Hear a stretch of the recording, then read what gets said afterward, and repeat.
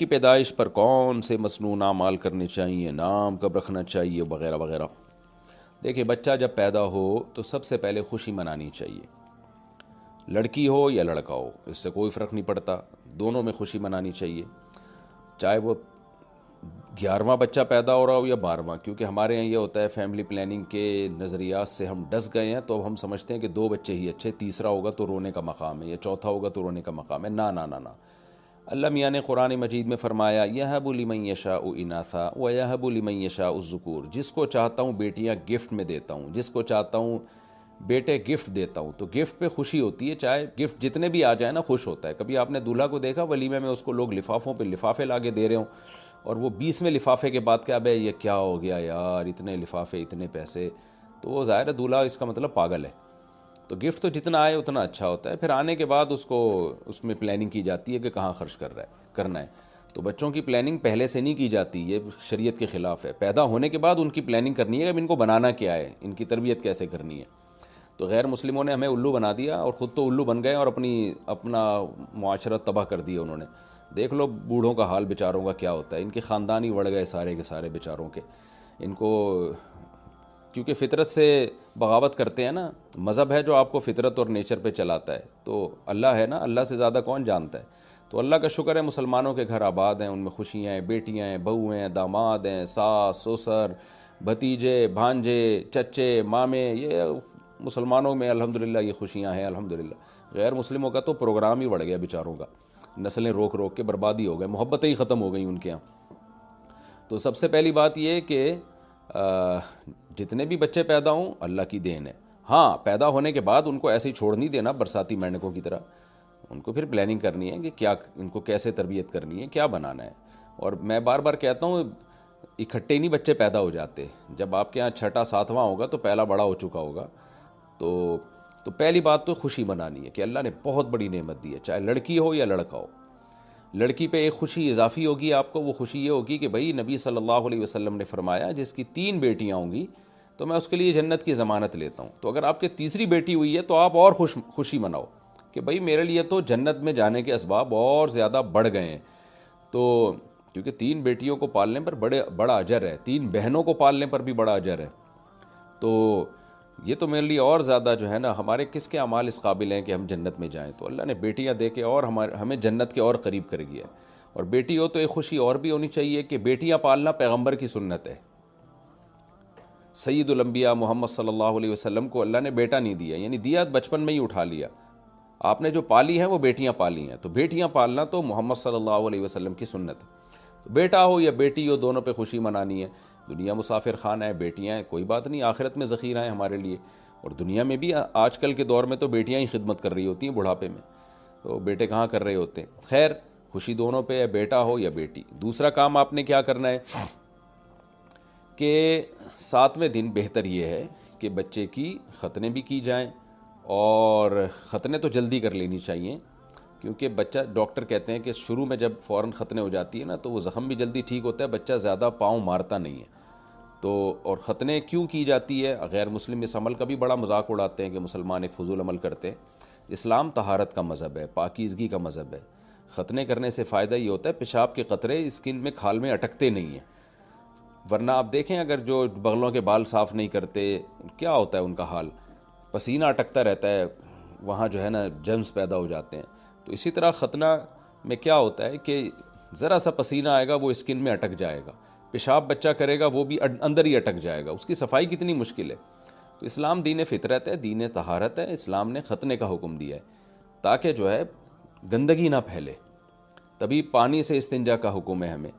تو یہ ہمارے لیے فخر کی بات ہے کہ اسلام نے ہمیں طہارت سکھائی ہے، پاکیزگی سکھائی ہے۔ تو دوسرا کام کیا کرنا ہے، جتنا جلدی ہو سکے ختنے کروا دیں بچے کی، تاکہ بعد میں اس کو پھر تکلیف ہوتی ہے اور جو ہے وہ بچہ پاؤں بہت چلاتا ہے، زخم جلدی نہیں ٹھیک ہوتا۔ تیسرا کام کیا کرنا ہے، 7ویں دن بہتر یہ ہے، 7ویں دن نہ بھی ہو تو بھی ٹھیک ہے، لیکن بہتر ہے کہ 7ویں دن آپ عقیقہ کر لیں اس کا، اگر اللہ نے آپ کو گنجائش دی۔ عقیقہ واجب نہیں ہے لیکن سنت عمل ہے۔ لڑکا ہے تو 2 بکرے یا 2 دمبے یا گائے کے 2 حصے، اور لڑکی ہے تو 1 بکرا یا 1 دمبا یا گائے کا 1 حصہ، یہ کر لینا چاہیے۔ بقرعید میں آپ نے گائے میں حصہ ڈالا تو اس میں بھی عقیقہ کر سکتے ہیں آپ. تو یعنی ایک حصہ قربانی کا ہو گیا اور ایک حصہ عقیقے کا ہو گیا, یا لڑکا ہے تو 2 حصے عقیقے کے ہو گئے, تو قربانی کی گائے میں بھی عقیقہ ہو سکتا ہے. تو آپ نے کیا کیا, 7ویں دن, یا نہیں ہوا تو 8ویں دن کر لیں یا 14ویں دن کر لیں, بہتر ہے کہ 7ویں دن ہو. 7ویں دن آپ نے کیا کیا بھائی, 2 بکرے کاٹ لیے آپ نے. پھر اس کا کیا کیا آپ نے, اچھا اسی 7ویں دن میں آپ بچے کے سر بھی منڈوا لیں, اس طرح پھیر دیں, اس کے سر کے اوپر صفائی ہو جائے گی. اور بہتر یہ ہے کہ جتنا وزن بچے کے بالوں کا ہے اتنی ہی چاندی آپ صدقہ کر دیں. آج کل تو اتنے ترازو آئے ہوئے نا ڈیجیٹل, وہ کسی سے بھی پوچھیں جو وزن ہے اسی کے بقدر چاندی. تو چاندی کی ویلیو آپ نے لگا لی تو پھر اس کے رقم بھی صدقہ کی جا سکتی ہے, یعنی جتنی چاندی بن رہی ہے نا اس کے ہم وزن, تو اتنی رقم صدقہ کی جا سکتی ہے. تو اس عقیقے کا فائدہ کیا ہوگا, اس صدقے کا فائدہ کیا ہوگا, ایک تو غریبوں کی مدد ہو جائے گی, لوگوں کو گوشت کھانے کو ملے گا, اور دوسرا اللہ تعالیٰ بچے کے لیے جو ہے نا آفات کو انشاءاللہ صدقے سے بلائیں ٹلتی ہیں, مصیبتیں ٹلتی ہیں, تو اللہ تعالیٰ مصیبتیں دور کر دیں گے. ویسے بھی جب بھی صدقہ کریں گے اللہ تعالیٰ اس سے مصیبتوں کو دور کرتے ہیں. تو وہ جو 2 بکرے آپ نے کاٹے ہیں یا دمبے کاٹے ہیں یا گائے میں 2 حصے لیے ہیں, اس گوشت کا آپ نے کیا کرنا ہے, اس گوشت کو آپ کھائیں, کھلائیں لوگوں کو. بہتر یہی ہے اس کے 3 حصے کر لیں, غریبوں میں بانٹ دیں, باقی کھا لیں, رشتہ داروں کی دعوت کر دیں. اصل میں عقیقہ رکھا گیا ہے خوشی کے منانے کے لیے, کہ بھئی جیسے ولیمہ ہے نا اسلام میں, جب آپ نے شادی کی ہے تو لوگ پریشان ہوتے ہیں, یہ تم نے کیا کیا اس عمر میں, یہ کوئی اس عمر میں کرنے کا کام ہے, انگریزوں کی طرح بڈھے ہو کے شادی کیا کرو, یہ کیا تم اتنی کم عمری میں شادیاں کرتے ہو. تو اسلام نے کہا کہ شادی کرو تو جو سیکولر اور لبرل لوگ ہیں نا ان کا منہ چڑھانے کے لیے ولیمہ کیا کرو, کیونکہ ان کو بہت تکلیف ہوتی ہے یہ جلدی شادی پہ. تو ولیمہ کیا کرو, خوشی کا اظہار کہ ہم نے دلہن گھر میں آئی ہے, اور جب ڈیلیوری ہو گئی دلہن کی, گھر میں آ گئی ہے. بارات نہیں ہے اسلام میں, بارات ہندوؤں سے آئی ہے ہماری سوسائٹی میں, بارات کا کوئی تصور نہیں ہے اسلام میں. اسلام میں ولیمہ ہے, لڑکا کرتا ہے ولیمہ کہ بھئی دلہن مل گئی ہے تمہیں, اور جناب اس کی ڈیلیوری بھی ہو گئی ہے, ٹھیک ہے نا, تو اب تمہیں ایک بڑی نعمت مل گئی ہے, تو چلو بھئی اب تم لوگوں کو کھانا کھلاؤ. تو دوسری شادی ہو تو بھی کھانا کھلانے کا حکم ہے خوشی میں, یعنی یہ ظاہر ہے یہ غم کا کھانے تو نہیں ہوتے نا اسلام میں, خوشی میں کہ بھئی اب آپ پبلک کو جمع کرو, کھانا کھلاؤ, ببانگ دوہل اعلان کرو میری شادی ہوئی ہے, اس سلسلے میں نے آپ کو بلایا ہے. تو دوسری ہو, تیسری ہو, چوتھی ہو, غیر مسلم تو مذاق اڑائیں گے, یہ 4 شادیاں کرتے ہیں, 3 شادیاں کرتے ہیں, اور سیکولر لوگ بھی کہیں گے ان کا شادیوں کے علاوہ کوئی کام ہی نہیں ہے. تو آپ ان سے بولو کہ بھئی ہم اس پہ شرمندہ نہیں ہیں بلکہ ہم اس پہ خوش ہیں. دیکھو ہماری شادی ہوئی ہے تو ہم اب ایسا نہیں کہ چھپ چھپا کے منہ پہ کپڑا باندھ کے کئی مہینے تک گھومتے رہیں گے, نا بھائی ہم نے ایک خاندان, اللہ نے ایک اور خاندان ہمارے ذریعے سے بسایا ہے. تو مسلمان خاندانی ہوتا ہے, انڈیویجولی زندگی یہ جانوروں کی ہوتی ہے, اور غیر مسلم بھی اسی طرف جا رہے ہیں. مسلمان کی تو جب ظاہر ہے آپ کی 4 بیویاں ہوں گی تو بڑا خاندان ہو جائے گا وہ, تو سبحان اللہ. تو اس لیے اسلام نے کہا پہلی شادی ہو تو بھی دھوم دھام سے ولیمہ, دوسری شادی ہو تو بھی دھوم دھام سے ولیمہ, تیسری شادی ہو تو بھی اس کو انجوائے کرو, لوگوں کو بتاؤ بھائی بڑا مزہ آیا, بھائی یہ لو بھائی کھانا کھاؤ شاباش. چوتھی میں بھی ایسے ہو, ایسا نہیں رہا اس لیے میں اس کو اتنا کر رہا ہوں, دوسری میں تو پکڑے جانے کا خطرہ ہوتا ہے اس بیچارے کو. تو پہلی بھی ابا سے لڑ کے ہوتی ہے, منہ لٹکے ہوئے ہوتے ہیں سب لوگوں کے کہ یہ کوئی اس کی عمر تھی شادی کی, اور چوتھی میں تو تیسری میں بھی منہ لٹکے ہوئے ہوتے ہیں. میں خود ولیموں میں گیا ہوں نا, تو سارا الٹا ہی سیٹ اپ چل رہا ہے. لیکن اسلام کا مزاج آپ کو بتا رہا ہوں کہ ولیمہ کیا جائے شادی میں, تاکہ لوگ بتایا جائے کہ ہم خوش ہیں, ہم کو اس پہ جو ہے وہ اللہ نے بہت بڑی نعمت ہمیں دی ہے. بیوی سے بڑھ کر اللہ کی نظر میں دنیا کی نعمتوں میں کوئی نعمت ہے ہی نہیں, حدیث سے ثابت ہے یہ بات. تو عورت کی قدر کی ہے اسلام نے اس طریقے سے. غیر مسلموں کے ہاں عورت کی قدر ودر نہیں ہے, بس زبانی دعوے ہیں, کوئی ان کے پاس کوئی پیکج نہیں ہے اس کی عزت بڑھانے کا. تو ولیمے میں بھی خوشی کے اظہار کے لیے حکم ہے کہ لوگوں کو کھلاؤ. تو اسی طرح بچہ جب پیدا ہوتا ہے تو فیملی پلاننگ والے ٹینشن میں آتے ہیں, لیکن اللہ نے کہا کہ آپ لوگوں کو کھانا کھلاؤ. تو وہ 2 بکروں میں آپ نے کیا کرنا ہے, بہتر ہے 1/3 گوشت غریبوں میں ویسے ہی بانٹ دیں, اور اگر غریبوں کو بھی آپ نے بلانا ہے تو بلائیں, تو یہ زیادہ بہتر ہے. حدیث میں آتا ہے بدترین ولیمہ ہے جس میں امیروں کو بلایا جائے, غریبوں کا نہ بلایا جائے. تو وہ آپ پھر سارا گوشت دعوت میں خود بھی کھائیں, پبلک کو بھی کھلا دیں. اور اگر آپ دعوت کے تکلف سے بچنا چاہتے ہیں ولیمے وہ عقیقے میں, ٹائم نہیں ہے, تو پھر وہ گوشت ویسے ہی بانٹ دیں, آپ خود بھی کھا لیں بانٹ بھی دیں, تو سب طرح سے ٹھیک ہے. یہ ہو گیا جی آپ کا تیسرا, یہ پتہ نہیں چوتھا نمبر. اس کے بعد آپ بچے کا اچھا سا نام رکھ دیں. نام میں لوگ کہتے ہیں یونیک قسم کا نام ہونا چاہیے, یونیک قسم کا. تو اتنے یونیک نام نکال کے تلاش کرتے ہیں کہ لگتا ہے اس کائنات میں یہ پہلا ہی ہے جو یہ نام کا ہے، اور قرآن سے نکال رہے ہوتے ہیں۔ اب قرآن میں تو فرعون بھی ہے، وہ لائن پتہ نہیں کھینچ رہے ہوتے ہیں تو وہ یہاں آ گیا تو فرعون آ جاتا ہے، اس میں تو بعض دفعہ ابلیس آ جاتا ہے، بعض دفعہ کوئی لفظ ہی نہیں ہوتا۔ اب جیسے فبیہا، یہ فبیہا کوئی نام تھوڑی ہے، فا الگ لفظ ہے، حرف عطف ہے، یہ با حرف جر ہے، اور ہا بالکل الگ ہے۔ ہا کا معنی شی ہے، اور فا کا معنی دین ہے، اور جو ہے نا ود کے معنی میں با آ سکتی ہے۔ تو یہ کیا ہے، عجیب عجیب سے نام رکھنے ہیں لوگ، وریشہ لکھ رہے ہیں لوگ، واو الگ ہے، ریشہ الگ لفظ ہے قرآن میں، دونوں کو ملا کے آپ نے نام رکھ دیا۔ خیر اب جن کا رکھ دیا ہے وہ چلتے رہیں اسی طریقے سے، لیکن نام علماء سے پوچھیں اور کہ بھئی کوئی اچھا نام رکھیں، انبیاء کے ناموں پہ رکھ لیں، صحابہ کے ناموں پہ رکھ لیں، لڑکی ہے تو صحابیات کے ناموں پہ رکھ لیں۔ تو نام میں یہ ضروری ہے کہ اس میں غیر مسلموں کی مشابہت نہیں ہونی چاہیے۔ آج کتنے لوگوں کے نام ایسے ہیں جب وہ نام بتاتے ہیں ہم سمجھتے ہیں شاید یہ عیسائی ہیں یا ہندو ہیں یا سکھ ہیں۔ ہر قوم کا اپنا شعار ہوتا ہے، غیر اسلامی نام رکھنے کی آپ کو اجازت نہیں ہے۔ من تشبہ بقوم فہو منہم، نبی صلی اللہ علیہ وسلم نے فرمایا جس نے کسی قوم سے مشابہت اختیار کی وہ انہی میں سے ہوگا۔ تو نام ہمیشہ سکھ مسلمانوں کے مخصوص نام ہوتے ہیں، تو وہی نام رکھنے چاہیے۔ اب مثال کے طور پر آپ نے بچے کا نام میکائل رکھنا ہے، تو بہترین نام ہے، آپ نے رکھ دیا مائیکل۔ اب میکائل جو ہے نا اس کو انگلش میں مائیکل بولتے ہیں، تو مائیکل نام رکھنا جائز نہیں ہے کیونکہ یہ عیسائیوں کا نام ہوتا ہے۔ آپ کا بچے کا نام آپ نے داؤد رکھنا تھا، آپ نے رکھ دیا ڈیوڈ، تو یہ حرام ہے، ناجائز ہے، کیونکہ یہ آپ غیر مسلم نام نہیں رکھ سکتے۔ تو یہ شعار ہے، اس سے بڑا تو اظہار کا موقع نہیں ہوگا کہ آپ اپنے آپ کو مسلم شو کرتے ہیں یا غیر مسلم۔ تو نام تو پہچان ہے، نام دیکھتے ہی پتہ چل جاتا ہے کہ بھئی یہ کس مذہب سے اس کا تعلق ہے۔ تو اس لیے بچے کا نام آپ نے مسلم نام رکھنا ہے۔ ایک اور بات کہ بچے کا نام جو مرکب نام رکھنے کا رواج آیا نا ہمارے یہاں، مرکب نام، وسیم احمد، غفار احمد، ستار احمد، محمد وسیم، یہ نام بعد میں مسلمانوں میں رائج ہوئے ہیں۔ انبیاء کی سنت، صحابہ تابعین کی سنت ہے مفرد نام رکھنا۔ مفرد کا مطلب کیا ہوتا ہے؟ صرف محمد نام رکھے، آگے ابا کا نام آ جائے۔ اب دیکھیں میرا نام ہے طارق مسعود، یہ مفرد نام ہے، کیوں؟ میرا نام صرف طارق ہے اور مسعود میرے والد کا نام، تو آگے ابا کا نام لگا دیں آپ، اور آگے چاہے قوم لگا دیں، جیسے خان، طارق مسعود خان لگا دیا آپ نے، خان قوم، تو قوم کو شو کرنے میں بھی کوئی حرج نہیں ہے۔ عربوں میں اب تک کے ایسے نام ہوتے ہیں۔ تو انبیاء کے نام آپ دیکھ لیں، آدم، نوح، اسماعیل، اسحاق، یعقوب۔ کبھی آپ نے دیکھا اسحاق احمد، محمد آدم؟ تو ہمارے نبی صلی اللہ علیہ وسلم کا نام بھی صرف محمد، تو آپ بچے کا نام صرف محمد رکھ لیں۔ میرے بیٹے کا نام الحمدللہ صرف محمد رکھا میں نے، ایک کا نام صرف یوسف رکھا میں نے، ایک کا نام صرف ابراہیم رکھا، اسماعیل، یحییٰ، یہ سارے مفرد نام۔ تو آگے اپنا نام لگا دیا کہ جیسے یوسف ہے، یوسف طارق خان، خان ہماری قوم ہے تو وہ لگا دی ہم نے، یوسف طارق خان۔ تو میں نے سارے بچوں کے نام ایسے رکھے۔ البتہ محمد طارق خان میں لگاتا تو لوگ سمجھتے ہیں اب بیٹے کا نام طارق ہے، تو اس لیے میں نے اس میں لگا دیا محمد بن طارق خان، اصل میں لفظ ہے محمد ابن طارق خان۔ تو محمد ہو تو اس میں تو ابن آگے لگا دیں پھر، تو باقی ناموں میں ابن کی بھی ضرورت نہیں ہے۔ تو صالح طارق خان، اس طرح سے میں اپنے بچوں کے نام رکھتا ہوں کہ پہلا لفظ پتہ چلے گا یہ اس بچے کا نام ہے، اگلا لفظ سے پتہ چلے گا یہ ابا کا نام ہے، اور آخر میں پتہ چلے گا یہ ان کی قوم ہے۔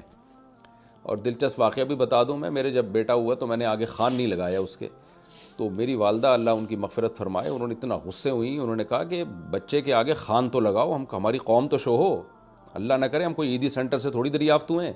تو والدہ میری بڑی غیرت دکھائی انہوں نے، پھر جا کے انہوں نے برتھ سرٹیفکیٹ چینج کر کے خان لکھوایا کہ ہم، کیونکہ قوم سے پتہ چلتا ہے کہ کوئی خاندان ہے پیچھے، آپ کا قوم ہی نہیں ہے تو کیا پتہ چلا بھائی کون کہاں سے اٹھا کے لے آیا ہے۔ تو اس لیے قوم کو شو کرنا بھی ٹھیک ہے، اچھی بات ہے، ہاں اس میں عصبیت اور قوم پرستی کی طرف جانا یہ بہرحال ٹھیک نہیں ہے کہ آپ خان کے علاوہ باقیوں کو جو ہے وہ خان قوم کے علاوہ باقیوں کو آپ گھٹیا سمجھنا شروع کر دو، یہ ناجائز ہے، یہ حرام ہے۔ تو نام یہ خوب سمجھ لیں کہ مفرد نام آگے ابا کا نام آگے خان۔ اس سے ایک فائدہ تو یہ ہوتا ہے انبیاء کی یہ سنت ہے مفرد نام رکھنا، صحابہ تابعین کی سنت ہے، عرب آج بھی مفرد نام رکھتے ہیں، عرب میں نہیں ہے کہ فلانا محمد احمد اور فلانا احمد، نہ، مفرد نام۔ ہاں بعض دفعہ آپ کو یہ ہوگا کہ بھئی عبد الرحمن، یہ تو مفرد نہیں مرکب نام ہے، تو دیکھیں یہ مفرد نہیں مرکب ہے، لیکن یہ بھی حکماً مفرد ہی ہے، کیونکہ عبد الرحمن میں عبد، رحمان کا بندہ، تو یہ تو اضافت کے ساتھ ٹھیک ہے، اضافت کے ساتھ ٹھیک ہے۔ اضافت کسے کہتے ہیں؟ اب میں کیا گرامر پڑھانا شروع کر دوں؟ یہاں ٹھیک ہے عبداللہ، عبد الرحمن، عبد لگا کے آپ جو مضاف کر دیتے ہیں نا کسی کی طرف، رحمان کا بندہ، تو وہ ایک ہی ہے نا۔ لیکن وسیم احمد کا کیا مطلب ہے؟ احمد کا وسیم تھوڑی ہوگا اس کا مطلب، تو یس غفار احمد کا مطلب احمد کا غفار تھوڑی ہے۔ تو عبداللہ، عبد الرحمن، یہ تو عربی میں مضاف ہے نا، عبداللہ ہی، یہ ٹھیک ہے، اس میں یہ مفرد ہی کہلائے گا یہ نام بھی۔ تو ایک فائدہ کیا ہوا مفرد نام رکھنے میں؟ انبیاء کا طریقہ ہے۔ دوسرا فائدہ جو بڑا ہی خاندانی فائدہ ہے کہ آپ کے ساتھ آپ کے ابا کا نام لگا رہے گا اور اسے پڑھنے میں آسانی ہوگی۔ تو یہ باپ کو شریعت نے مقام دیا ہے کہ ابا کا نام جہاں بھی آپ جائیں آپ کے ساتھ لگا ہونا چاہیے۔ اب مرکب ناموں میں آپ کا ہی نام اتنا لمبا ہو جاتا ہے، آگے ابا کو کہاں، ابا کا بھی اتنا لمبا نام، تو ابا ایڈجسٹ ہی نہیں ہو رہے ہوتے اس نام میں، بہت لمبا نام ہو جاتا ہے پھر وہ۔ تو اس لیے بہتر یہی ہے کہ اسی کو رواج دینا چاہیے کہ مفرد نام رکھیں، آگے ابا کا نام اور پھر آگے آپ کی قوم آ گئی۔ تو یہ بھی ایک یعنی شریعت میں ایسا حکم تو نہیں ہے، لیکن یہ بات شریعت کے مزاج کے قریب ہے، شریعت اس کو اپریشیٹ کرتی ہے، کیونکہ اس کے میں نے بتایا نا انبیاء اور صالحین سے، اس میں جو صالحین اسلاف میں گزر چکے ہیں ان سے مشابہت ہوگی، اور ابا کا نام آپ کے نام کے ساتھ ہمیشہ کے لیے جڑ جائے گا۔ تو یہ فائدہ ہے۔ تو یہ ہو گئے جی بچے کے، اور پھر بچے کے حکام بیان کر رہا ہوں نا میں، تو پھر اس میں اور مزید کیا کرنا ہے آپ نے کہ جو ہے جب چھوٹا بچہ ہو تو شریعت میں جیسے میں نے بتایا نا، چند اس کا خلاصہ میں بتا دیتا ہوں کہ سب سے پہلا کیا، خوشی منانی ہے، غم نہیں کرنا، بچی پیدا ہوئی ہے تو اور زیادہ خوشی کی بات ہے یہ تو۔ اور دوسری بات 7ویں دن سر کے بال منڈوا کے چاندی اس کے بقدر وزن کر کے صدقہ کر دی جائے یا اس کی قیمت صدقہ کر دی جائے۔ اور تیسری بات کیا کرنی ہے، بچے کی ختنیں کر دینی ہے جلدی ہی۔ اور چوتھی بات کیا کرنا ہے، عقیقہ کرنا ہے۔ پھر عقیقہ کا گوشت خود بھی کھا سکتے ہیں، دوسروں کو بھی کھلا سکتے ہیں، سارے ہی خود کھا جائیں تو بھی کوئی حرج نہیں ہے، خوشی ہے بس کھا جائیں، دعوت کا خوشی کا اظہار ہے نا، کھائیں کھلائیں۔ اور نام مفرد رکھیں۔ یہ چند باتیں میرے ذہن میں تھیں۔ اور بچہ جب تھوڑا سا چلنا پھرنا سیکھتا ہے تو باتیں بڑی پیاری پیاری کر رہا ہوتا ہے، بڑی اس اٹریکشن ہوتی ہے، بچہ تو بہت بڑی انٹرٹینمنٹ ہے۔ تو نظر سے بچنے کے لیے بچے کو ایک دعا اس پہ پڑھ کے دم کر دی جائے، اعوذ بکلمات اللہ التامہ من کل شیطان وہامہ ومن کل عین لامہ۔ تو یہ دعا پڑھ کے بچے پہ دم کر دی جائے۔ نبی صلی اللہ علیہ وسلم سیدنا حسن و حسین رضی اللہ عنہما پر اسی طرح سے رقیہ کیا کرتے تھے۔ پھر زیادہ وہمی نہ بنا جائے کہ جو بھی بچے کو آ کے دیکھ رہے ہیں نظر لگ جائے گی، نظر لگ جائے گی، اتنی بھی جلدی نظر لگتی۔ تو بس یہ کر لیا جائے تو اس میں انشاءاللہ اللہ نظر سے بھی اس کی حفاظت کریں گے۔ چلو بھئی آگے اگلا مسئلہ۔ میں اہل سنت ہوں اور میری جس لڑکی سے شادی ہونی ہے وہ اہل تشیع ہیں۔ اس کے گھر والے مان گئے، میرے گھر والے مان گئے ہیں، لیکن میرے ابو کہتے ہیں لڑکی پہلے اہل سنت ہو، اپنا فرقہ بدلے تب ہم ہاں کریں گے۔ تو لڑکی اس بات کو لے کر بہت پریشان ہے، وہ کہتی ہے اگر نکاح کی خاطر اپنا فرقہ بدلوں اور اہل سنت ہو جاؤں تو کیا گناہ نہیں ملے گا؟ نہیں، گناہ تو نہیں ملے گا انشاءاللہ۔ باقی یہ کہ شیعہ سے نکاح کے لیے بنوری ٹاؤن یا دارالعلوم کرنگی میں حالات پورے بتائیں پھر نکاح کریں، کیونکہ بعض شیعوں کی بہت ساری قسمیں ہیں، کچھ کے عقائد بالکل 180 ڈگری پہ ہوتے ہیں، اہل سنت شرکیہ حد تک بھی خراب ہوتے ہیں، کچھ کے نہیں ہوتے شرکیہ۔ تو خود فیصلہ نہ کریں، کسی کو بھی جو ہے نا بنوری ٹاؤن لے جائیں اس کو، لڑکی کو، یا لڑکا اگر شیعہ ہے یا دارالعلوم کرنگی لے جائیں یا کوئی بھی کسی بھی بڑے مدرسے لے جائیں، تو کیونکہ ہر ایک کے حالات مختلف ہوتے ہیں، تو فتویٰ لیں تحریری ریٹن میں۔ تو اس میں عمومی اور الاطلاق جواب دینا میرے لیے ممکن نہیں ہے۔ میں یہ الاطلاق نہیں جواب دے سکتا کہ شیعہ سے نکاح حرام ہے یا جائز ہے، کیونکہ ہر ایک کے حالات ایک دوسرے سے مختلف ہوتے ہیں۔ جنوبی افریقہ، کیا میں وصیت کر سکتی ہوں کہ انتقال کے بعد میری میت کراچی لے جائی جائے اور وہیں دفن کی جائے؟ آپ یہ وصیت اگر کریں بھی تو شرعاً اس وصیت کا پورا کرنا لازم نہیں ہے، بہتر یہی ہے کہ جہاں آپ کا انتقال ہو آپ وہیں دفن ہو۔ تو شریعت میں اس کو پسند بہرحال نہیں کیا گیا، اگرچہ بڑا اختلافی مسئلہ ہے کہ اتنی دور میت لے جانا جائز ہے یا نہیں، میں اس ابھی اختلافی مسئلے میں نہیں پڑتا، لیکن بہتر بہرحال سب کے نزدیک یہی ہے کہ جہاں انتقال ہو وہیں اپنے لیے دفن کا انتظام کریں، اور اس میں کچھ بھی نہیں ہوتا، آپ کے اعمال اچھے ہوں گے تو جو ہے وہ وہاں کے حالات اچھے ہوں گے۔